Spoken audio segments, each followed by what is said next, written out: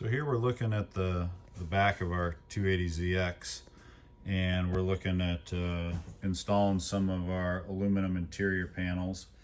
So, you know, these fender covers are plastic, and same with the dog leg in front of it. But this panel back over here is aluminum. That's ours that we put in. The factory ones, you know, kind of vinyl wrap, cardboard, and same with this back one that covers up the taillights. And so a couple things I just wanted to touch base on. These are obviously sitting in place. This drops down into that trough. There are screw holes that mount along the top. You can see those there. And then this panel on the side, we got a couple screw holes in this one. These are both the prototype panels, so we actually have a couple extra holes that aren't on the production one. But so this panel on the driver's side needs to go in first. We got a number 14 screw up here. This guy here, there's a rubber well nut in the back side of that, and then the machine screw. If you got questions about installing the rubber well nuts, we kind of touch base on that on our S130 door card videos. Then over here, you'll see that there's this tab. A little hard to see, but there's a tab there. And so that's attached to this back panel. So you won't put that screw in until you put this panel on. The next thing we got here is another number 14 screw. And you're gonna put this, basically this L bracket on here. This is slotted so you can adjust it up and down. And when we get to putting the aluminum deck on, this is an extra support that it just sets on. This hole and this hole are eliminated on the production version. So after you get this in place, then we come and we put the back in. So you kind of got to twist it in so you're not scratching stuff up. But this over here is the factory spare tire cover, and you'll want to pop that out when you put this panel in that goes in the back. And once you put that panel in the back, you can see down here at the base, there's some notches for wiring to come through. We've got a little notch here for the cable pull.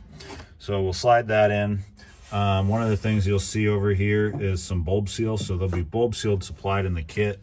So you'll want to apply that here, and that just helps because you're gonna have metal touching this edge of metal. It's gonna make it nice and soft and prevent vibration. So after we get this in, we'll also secure this with this number 14 that secures this back piece and the back of this panel. And so next thing I'm gonna do is I'm gonna set in, well, I did put the spare tire cover back in. And then the next thing I'm gonna do is set in the main panel across here, and I'm going to adjust this bracket if needed up or down so it supports it flat. One of the things that I'm going to do in this is I'm probably going to add a little sound mat or something to the underside of my plate that covers here, just to dampen any vibration. That doesn't come with it because I know people have different ideas of how they want to do that. Maybe they want to add a little foam, maybe they want to add a little piece of carpet. I'm going to probably use, like I said, some sound mat. It's a little heavier of an option, but if you find that you want to add something there to dampen anything from it rubbing or bouncing on that, it really doesn't, but just a little bit of extras just to ensure I don't get any vibration noise in there. So I'm going to do that, and then we'll show you how to secure the main plate here after I drop it in. Okay, so I've got the back panel here sitting in place, and a couple things we did prep this is, again, with the bulb seal along these two edges, because again, we don't want to have that metal on metal or vibrating. Let's see if we can see here in this corner, like a little bit of the bulb seal edge there I trimmed out so I could turn that corner. And so when you put this in, you kind of have to tip it up, put it in an angle so you can clear this latch, you know, and then you roll it over flat, and we're able to slide it down to get it into place. Over here, you'll notice that there's a couple holes in this one. Those won't be on the production one. Those were eliminated. And then these holes here are over the brackets, and so I don't know that it's necessary to put a screw there, but what I'm going to do is this is pretty solid right now, and so but likely just to ensure it can't hop up at any point in the back, I'm going to drill a couple holes in that bracket and then put some of those sheet metal screws in there. And then as we go up here to the front, these two holes align with some factory mounting locations.